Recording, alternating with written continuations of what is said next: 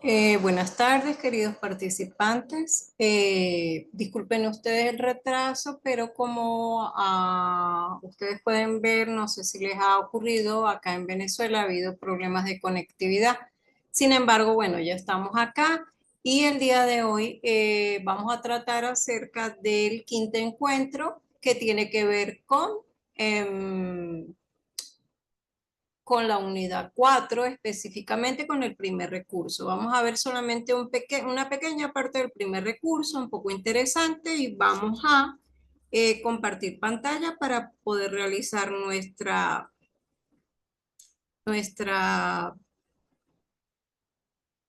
dar inicio a nuestra reunión.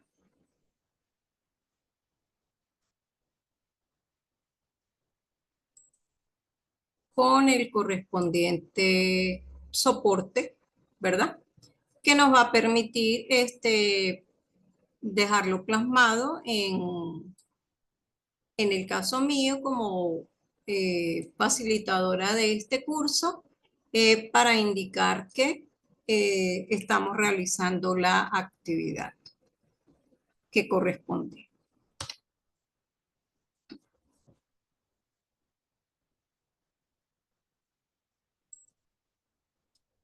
Un momento, por favor.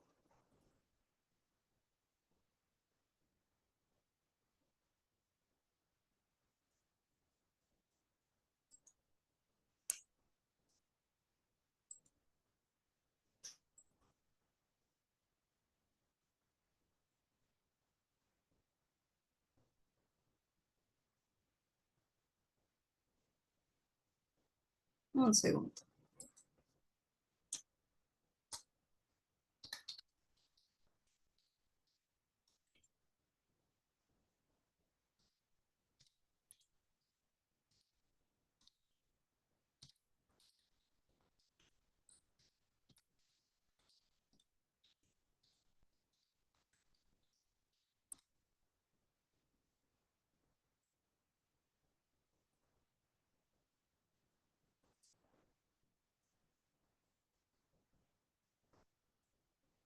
Bueno, eh, ya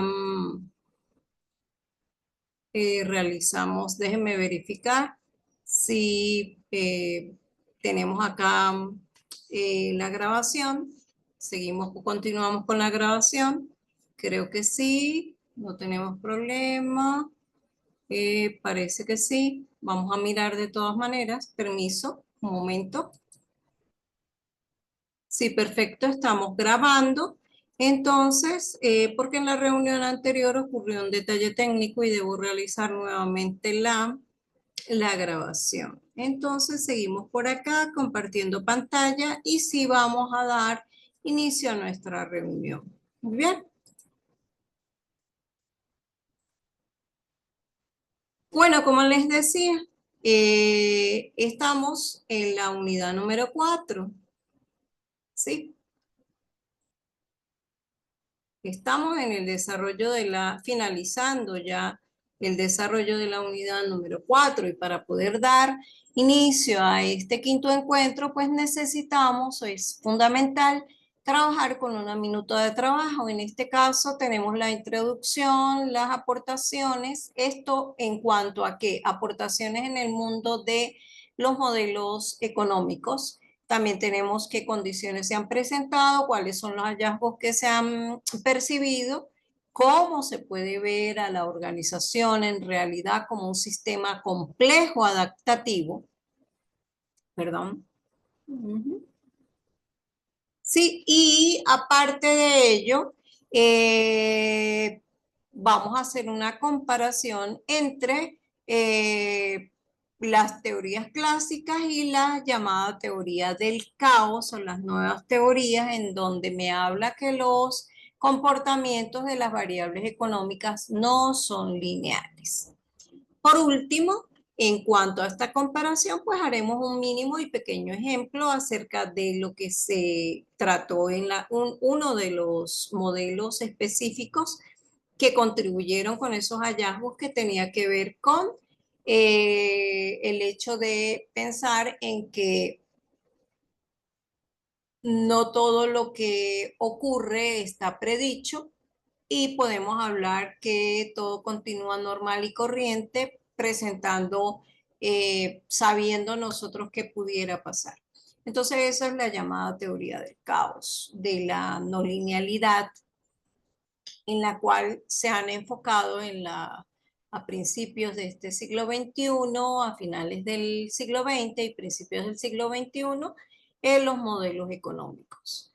Podemos ver acá entonces cómo en nuestra pequeña introducción vamos a recordar que en las clases anteriores hablábamos o seguíamos conversando acerca de lo que era una organización desde la perspectiva de qué cosa, de las teorías de sistemas. Entonces, en esas teorías generales de sistemas, comentábamos lo que era un sistema, a su vez realizábamos la clasificación y para terminar esta cátedra, darle fin a la cátedra en la unidad 4 me habla acerca de las aplicaciones de las teorías generales de sistemas a lo que es una organización.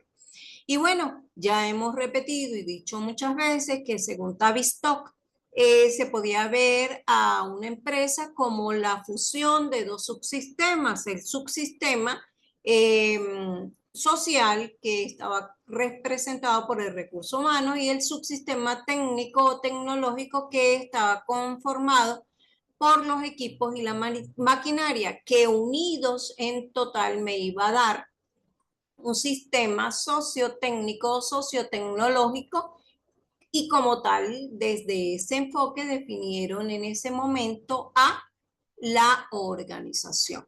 Pero también hay muchas personas que me hablan de una organización sencillamente como un sistema social porque está conformado por personas. A su vez, me habla de la organización como un sistema abierto. Entonces vamos a ir recapitulando en torno a este mismo tema y vamos a ir agregando a participantes, a estudiosos del tema, economistas y básicamente eran matemáticos y o economistas que fundamentaron sus estudios, los estudios de un caso o proceso determinado para llegar a conclusiones en las cuales indicaban que los modelos económicos no siguen comportamientos lineales. En tal sentido, vamos a iniciar nuestra conversación diciendo lo siguiente. Esas aportaciones acerca de la teoría económica básicamente las hicieron diferentes personas, como lo acabo de decir, en donde cada una de ellas tenía su enfoque, pero realizaron contribuciones en el ámbito de la teoría económica clásica, de también la comprensión de las dinámicas económicas desde una visión no lineal, dinámica de capital, burbujas especulativas, la volatilidad de los mercados económicos y financieros, así como los modelos econométricos y no lineales. De otro lado, tenemos las metodologías específicas propias a nivel de estadística, como el BDS y modelos estocásticos no lineales, en los cuales participaron estos representantes. En cuanto a la teoría económica clásica, tenemos a Wagner, Gewisch y Shell en el año 89. Podemos mirar que estos tres personajes se encuentran con una contribución intensa también en la parte de la visión no lineal de burbujas especulativas, modelos econométricos y no lineales, así como de esos, básicamente de esos cuatro que les he dicho, de los 7 que estoy presentando. Muy importante recordarlo, jóvenes. Y por otra parte, tenemos otros contribuyentes en cuanto a la teoría clásica. Tenemos a Goodwin, un personaje muy conocido, un economista bastante conocido. Tenemos a Rosser, a Galera Peral, y quienes trabajaron, si se ven, si se dan cuenta, a finales de los años 90 y entre los años finales de los 90, de la década de los 80 hasta antes del año 2000. En cuanto a la dinámica de capital, tenemos a Adman, Chidi Martin Fernández en el año 94 y Trippi en el año 1995. En cuanto a la comprensión dinámica económica desde una visión no lineal, ¿y qué significa no lineal?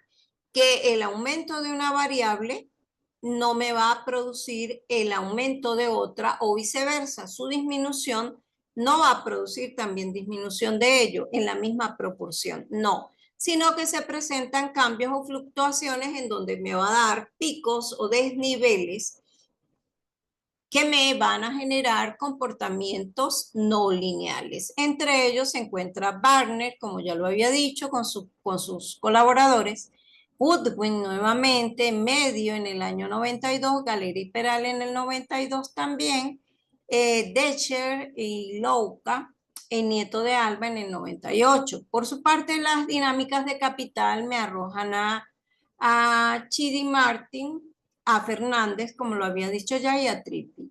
En cuanto a las burbujas especulativas, tenemos otra vez a Barnett, a Gaywick y Shell. Por otra parte, tenemos a Rosser. Y la volatilidad en los mercados económicos y financieros, tenemos a Rosser, a Peter y a Trippi. En cuanto a los modelos econométricos y no lineales, tenemos nuevamente a Barnett con sus compañeros, a Goodwin, a Galera Peral, a Chidi Martin y a Decher. En cuanto a los modelos estocásticos, pues tenemos a varios representantes, Brock, Decher, Sherman en el año 1987, Brock y otros colaboradores en el 91, Decher luego solo en el año 96 y por último Nieto de Alba en el 98. ¿Qué quiere decir esto? Que tenemos un cúmulo de personas que han contribuido o han hecho aportes a esas teorías económicas, viendo ya o perfilando los modelos económicos desde un punto de vista de no linealidad. Pasamos pues a ver cómo esos diferentes aspectos desarrollados por todas estas personas generaron dos condiciones básicas. Primero, lógicamente me indicaron que no había equilibrios estables económicos, los cuales habían sido propuestos por las teorías clásicas, y que no se podían alcanzar de esa misma manera, sino que las empresas tenían que adaptarse al medio. En cuanto a esta primera condición, me pareció interesante comentarles acerca de la ley de Minsky. Minsky, ya el fallecido, fue un economista estadounidense que trabajó sobre la base del financiamiento y clasificó a las empresas desde dos ópticas, robusta y frágil. Aquí podemos hacer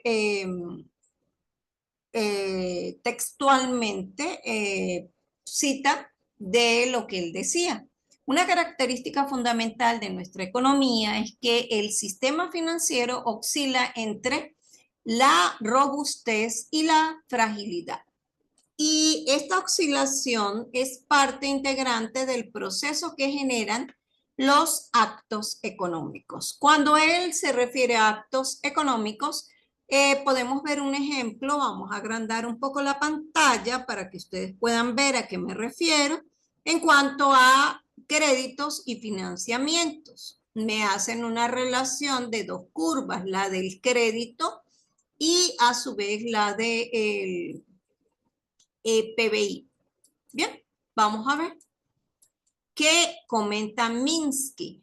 Minsky comenta entonces que tenemos una fase inicial de financiamiento que es llamado de cobertura. ¿Por qué se le llama de cobertura? Porque la persona que es el deudor puede cubrir tanto el capital como los intereses, pero existen otras empresas que están digamos, en otra fase, que es una fase en la cual el financiamiento es llamado especulativo, porque solamente la empresa puede cubrir los intereses. Y hay un llamado financiamiento Ponzi, en el cual las empresas pasan a como lo ven aquí, perdón, pasan a asumir activos mayores o de activos mayores a pasivos. ¿Qué quiere decir esto? Que ellos en ese momento no están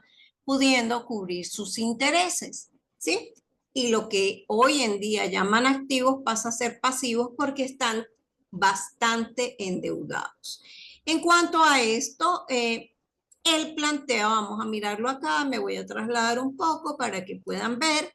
Él plantea que el momento llamado para el Minsky, su apellido, se da cuando hay un colapso de activos. ¿Eso qué quiere decir? ¿Por qué colapsaron mis activos? Porque se supone que si yo realizo un préstamo, tengo que tener una garantía. Entonces, se colapsan mis activos porque sencillamente paso a pasa a ocurrir que mis deudas son impagables. Entonces tenemos la curva del crédito y veamos claramente cómo ese momento Minsky es aquel en el cual colapsa la empresa porque ni puede cubrir capital ni puede cubrir intereses.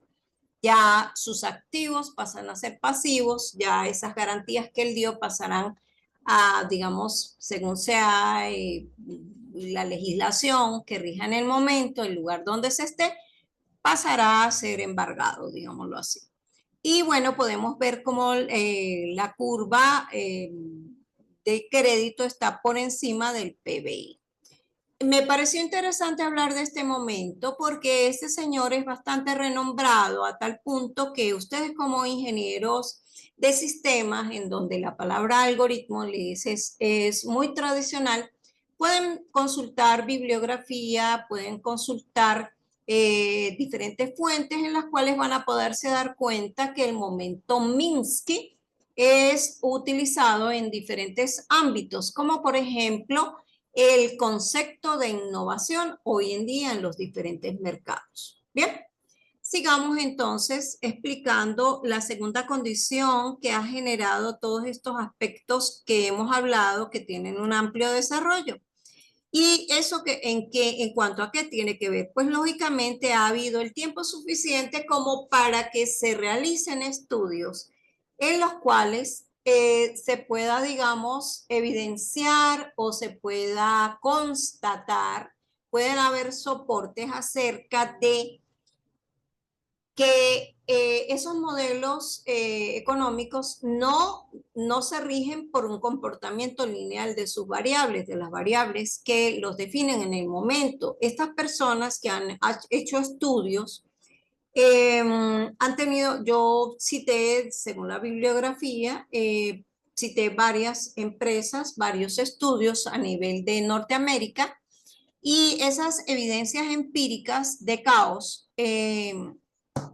ocurren en algunos índices bursátiles americanos y fueron estudiados por Wigley y Blank. También en las variaciones de los precios de la venta de cerdo en Estados Unidos para la década finales del año 2000 o la finales de la década de los 1990. También han habido evidencias de no linealidad en series de inversiones y desempleo en Estados Unidos, estudiado por Brook y su compañero Salles en el año 88, así como por Nefty en el año 84. En la evolución de precios en Estados Unidos, de diferentes precios, Mayfield y Mixtra en el año 92 realizaron estudios en cuanto a ello y se dieron cuenta de la no linealidad. Por su parte, hay datos macroeconómicos de Japón que evidencian la no linealidad de los modelos económicos. Y por último, Serlitz, con diferentes acompañamientos, tanto solo como con Dormack, eh, hizo el estudio de los exponentes del Lyapunov positivos en series temporales de las siguientes monedas, es decir, el comportamiento de las monedas del dólar australiano, del yen japonés, de la corona checa y del rublo ruso. Esos, ya que hablan acá de exponentes del Lyapunov pues un conocido, una persona conocida, un matemático conocido, y pero quisiera hacer mención a algo un poco más, digamos, de la vida diaria que ustedes pudieran decir, un ejemplo más perceptivo como tal para ustedes. Les voy a dar el ejemplo de una persona que es bioanalista.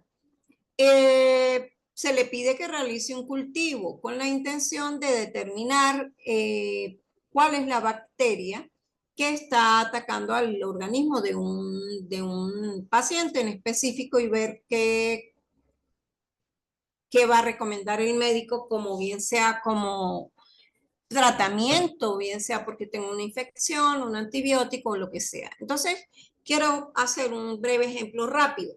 Resulta que el bioanalista toma un portaobjeto, toma una cápsula de Petri, se supone que esterilizada, y allí coloca una cantidad de agar con otras sustancias. ¿Qué es el agar? Es una sustancia, un, un componente que va a permitir que una vez inserten la bacteria en ese agar, ella comience a reproducirse y a crecer y el agar como tal va a ser su fuente de alimento. ¿Qué va a ocurrir?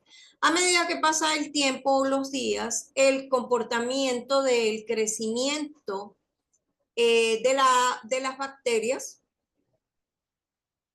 a través del tiempo como variable independiente en un sistema de coordenadas en el primer cuadrante, en donde el tiempo es la variable independiente, se representa en el eje de las X y el crecimiento, el valor de crecimiento de las bacterias en el eje de las Y, vamos a observar una curva exponencial que va creciendo a medida del tiempo y que va a llegar un momento en que se va a estabilizar hasta que llega a un valor constante. ¿Qué ocurre allí? Sencillamente las bacterias crecieron hasta donde tenían que crecer, se agotó el agar y ya, listo, sencillo, no hay mayor crecimiento. Pero eso le va a permitir al bioanalista observar qué tipo de bacteria es y en cuánto tiempo se multiplica y esa información se le da al correspondiente de acuerdo con los análisis que realice el bioanalista, pues arrojará los resultados correspondientes y el médico podrá tratar a su paciente. Eso es un ejemplo de la vida diaria, en lo que tenemos que ver con cómo utilizamos las gráficas para hacer una interrelación entre variables según lo que tratemos. En este caso hablé de la parte de biología. ¿Por qué? Porque sencillamente la teoría del caos no solamente se ha enfocado a economía. Bueno, hay diferentes ámbitos. Al final de la exposición haré un ejemplo o veremos un ejemplo claro de ello, muy interesante. Acá vamos a continuar diciendo que, perdón, vamos a esperar que pase la diapositiva, ¿sí? Que todos estos hallazgos encontrados, sencillamente, me dicen que es un comportamiento bastante complejo. ¿Por qué? Porque las empresas son complejas, están constituidas por diferentes elementos y que pues sencillamente estos hallazgos encontrados me han dejado una visión de la economía básicamente como un sistema complejo y adaptativo. En tal sentido, uno de los exponentes muy importantes, Holland, me habla de 4 propiedades básicas de la economía como tal.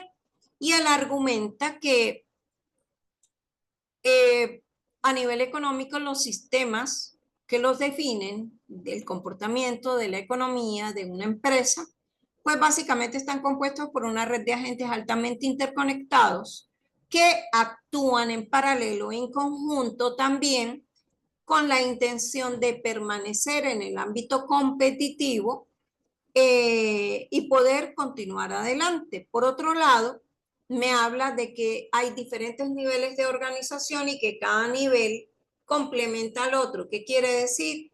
Que en las estructuras organizativas se puede observar una jerarquía y se puede connotar que cada quien tiene diferentes cargos. Si hablábamos anteriormente de una jerarquía en la cual fuera el diagrama vertical, pudiéramos ver que los altos cargos están por encima, están en el nivel superior y los bajos en el inferior. Eso no es indicio, sino más que de que cada uno de ellos ha habido una división del trabajo y cada uno de ellos colabora de alguna u otra manera para que en equipo logren los objetivos de la empresa.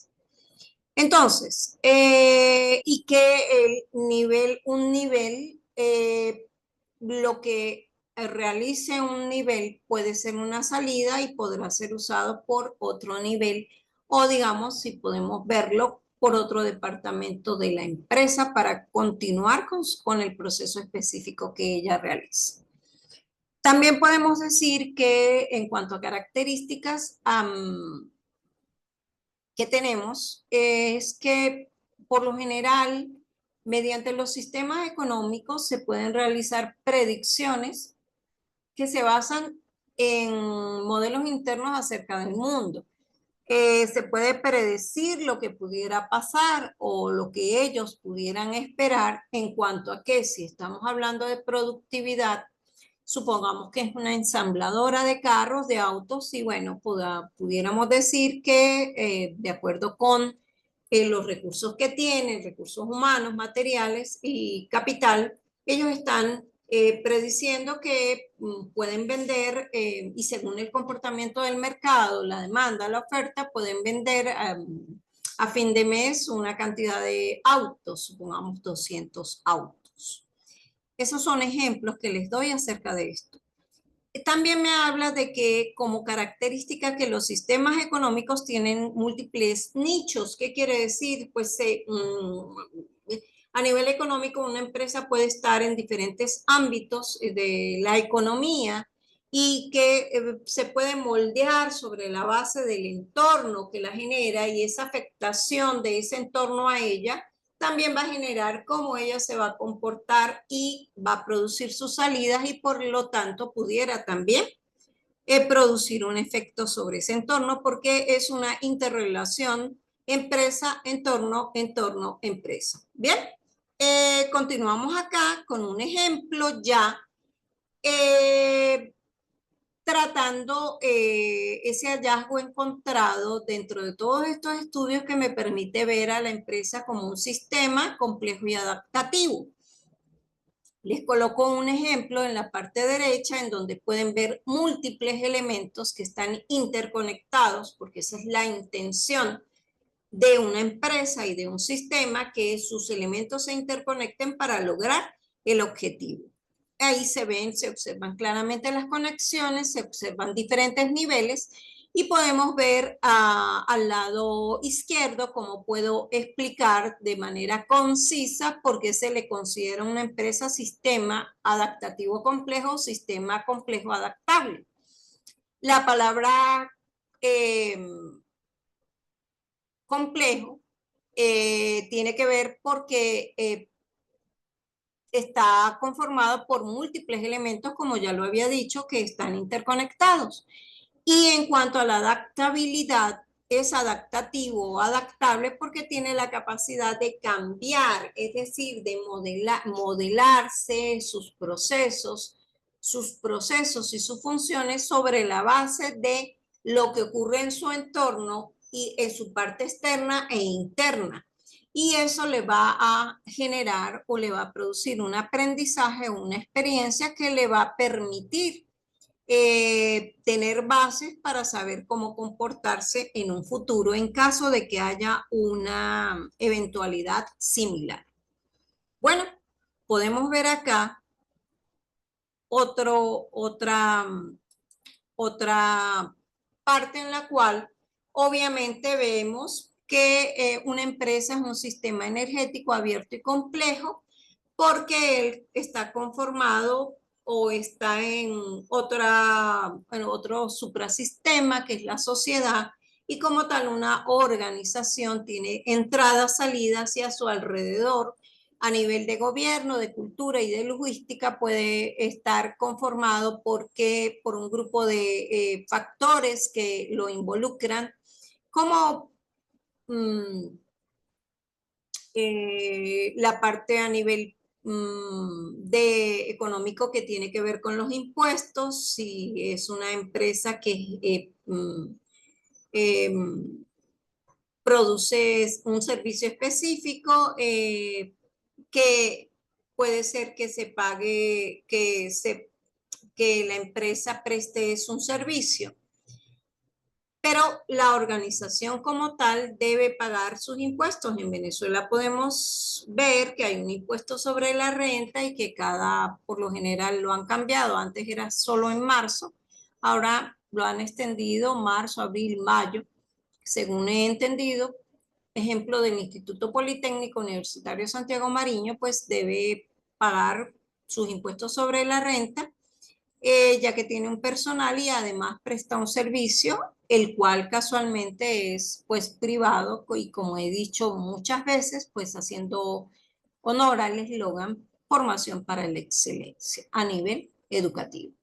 Pero también acá podemos ver en este dibujo que la cultura influye porque podemos tener ética, valores, principios, pero por la parte a nivel de gobierno pudiéramos tener regulaciones y controles. Eso tiene que ver mucho con si nosotros estamos hablando de manejo de alimentos. Cuando las cavas van de un sitio a otro a transportar los alimentos, ellos tienen que tener toda una permisología específica que dan los diferentes entes del gobierno para poder transportar ese alimento de manera segura. Bien, y bueno, ya estamos finalizando la reunión. Espero que les haya servido de mucho y termino condensando todo esto diciendo que pues de inicio teníamos el llamado enfoque clásico de las teorías administrativas, de las teorías económicas, y pasamos a otro tipo de enfoque más actual, que es de finales de los años 90 hasta hoy día, en donde estamos hablando del enfoque de la teoría del caos. ¿Y qué aspectos hay que considerar? En el enfoque clásico, la empresa es concebida como un sistema lineal con escasa interacción con el medio. ¿Y qué quiere decir eso en otras palabras? No lo concebían como un sistema abierto. Posteriormente pasó a ser concebido como un sistema no lineal. Y no lineal tiene que ver con qué? Con los comportamientos o las interrelaciones de dos variables específicas o de varias a la vez. Entonces no guarda linealidad, quiere decir que lo que si una aumenta, la otra también va a aumentar. No necesariamente, puede haber fluctuaciones y picos, como ya lo he explicado. Y se le habla de que en la teoría del caos, el enfoque actual a nivel de concepción de empresa es que es un sistema con enorme interacción con el medio, quiere decir que es un sistema abierto y energético. En cuanto a la formulación de estrategias, pues sencillamente en el enfoque clásico había mucho más rigidez y era más sistemático. En cambio, en el de la teoría del caos me habla de la adaptación y que tiene que ser dinámica, no puede ser pernoctar de la misma manera, porque las empresas tienen que amoldarse a los cambios sociales, económicos que genera el entorno. Por eso se habla de que ese enfoque es adaptativo y dinámico. Por último, en cuanto a las estrategias, el énfasis que se hace en las teorías clásicas, económicas clásicas, se hablaba solamente de los objetivos, pero en el enfoque de la teoría del caos no me habla de solo objetivos, sencillamente me habla de que la vida empresarial, del ciclo de vida de una empresa puede alargarse si ella se adapta constantemente a los cambios internos y externos que se generan en ella. ¿A qué se llama interno? A en sí misma, a ella, ¿qué cambios tiene? Internamente y externamente es como el entorno influye en ella. Entonces, volvemos a lo mismo. Hay una interrelación empresa, entorno, entorno, empresa. Cuando decimos empresa, entorno, empresa, es porque ella en sí misma está constituida como un sistema y tiene un conjunto de elementos. Así pues, podemos ver las diferencias en cuanto a cada uno de estos enfoques que se están presentando hoy en día. Y dejé de último para darles un ejemplo, sin antes colocarles un resumen de lo que es la teoría del caos en líneas generales. Si pueden ver a la izquierda, presenté esta diapositiva porque me llamó la atención, es para que ustedes lo vieran. No hay aquí ningún concepto de linealidad. Aquí en este caso podemos ver curvas concéntricas, pero es una manera de hacer la representación. Otras personas lo representan como en forma de mariposa. Con círculos alrededor que me forman la imagen de varias mariposas a la vez y se define como en su entorno de una sola. Pero leamos un poco sobre la teoría del caos para finalizar la exposición. Esta teoría del caos es un concepto en la ciencia y las matemáticas que explora sistemas complejos y sensibles a condiciones iniciales. ¿Eso qué tiene que ver? Si nosotros habláramos en el ámbito a nivel de economía y a nivel de empresa, pues es así. Las empresas cada día se sustentan su vida sobre la base de diferentes cambios que pudieran haber en su entorno. He dicho o he hablado acá de Venezuela muchísimo acerca del precio fluctuante del dólar y no solamente de eso, que estamos amoldados a dos tipos de dólar, el paralelo y el BCB. Las organizaciones deben amoldarse, las organizaciones que están como tal inscritas la base de datos de empresas, bien sea porque sean PAIME o pertenezcan a las pequeñas y medianas empresas, se amoldan a trabajar su parte comercial con el BCB. Tal es el caso del Instituto Politécnico Santiago Mariño. Sigamos hablando acerca de esta teoría del caos y me ofrece que sostiene que pequeñas variaciones en el inicio de un proceso pueden llevar a resultados completamente diferentes con el tiempo. Eso de que me habla básicamente de que hay cambios, de que hay variación y que eso va a generar consecuencias en el entorno empresarial. Si estamos hablando de una empresa, porque recordemos que hay muchos tipos de organizaciones y hay muchos tipos de sistemas. Aunque estos sistemas pueden parecer caóticos e impredecibles, en realidad siguen patrones y estructuras subyacentes. ¿Qué quiere decir? Que tienen ciertos comportamientos.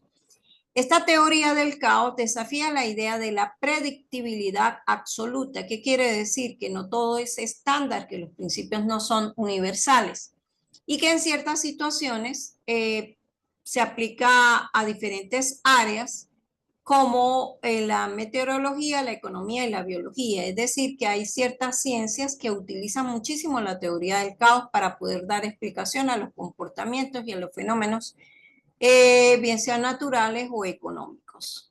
Y por último, me habla de que la teoría del caos ofrece una perspectiva fascinante sobre cómo lo aparentemente aleatorio puede ser intrínsecamente ordenado.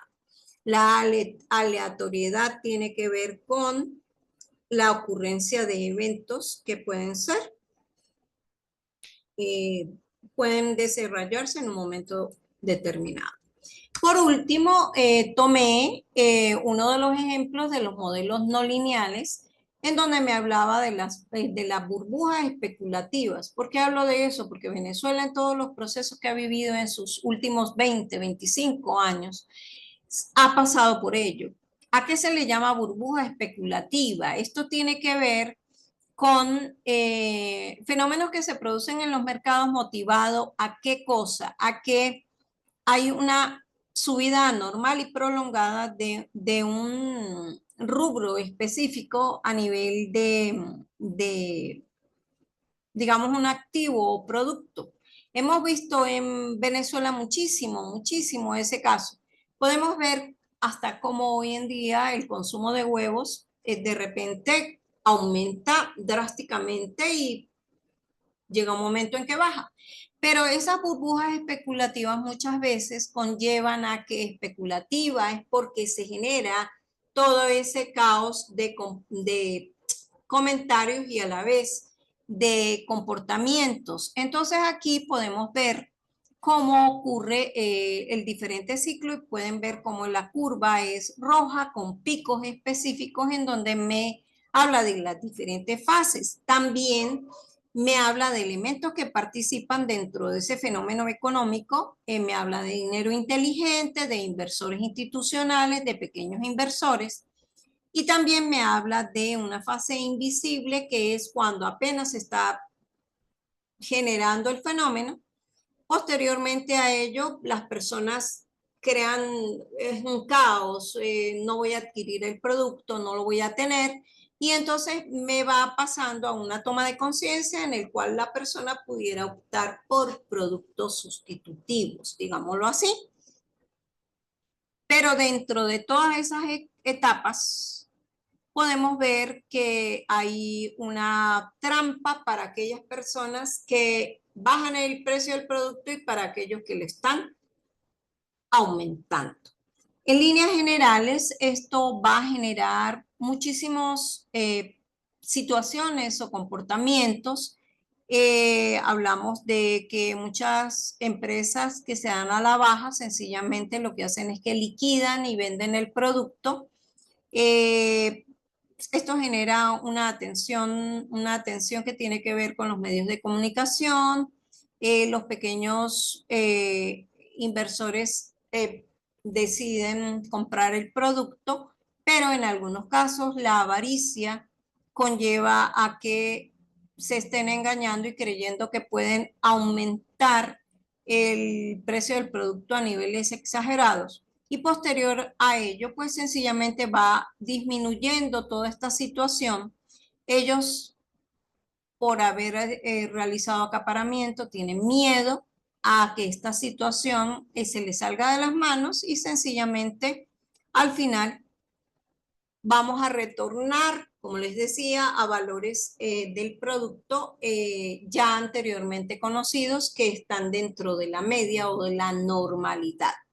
Y esa es la llamada fase de liquidación. Entonces tenemos cuántas fases, 4 básicamente, que es la fase invisible, la fase de toma de conciencia, la fase de la manía y la fase de liquidación. Y en cuanto a los elementos, tenemos al dinero inteligente, los inversores institucionales y los pequeños inversores. Bueno, señores, no me queda más que desearles una bella tarde de este día viernes con un excelente fin de semana, recordándoles que para el día domingo en la mañana realizaré el último encuentro que tiene que ver con parte de un pequeño trozo del primer recurso, el cual es bastante amplio y extenso. Espero les haya quedado muy clara esta exposición que he realizado. Estoy a su completa orden para cualquier duda o aclaratoria. Que esté muy bien. Feliz tarde.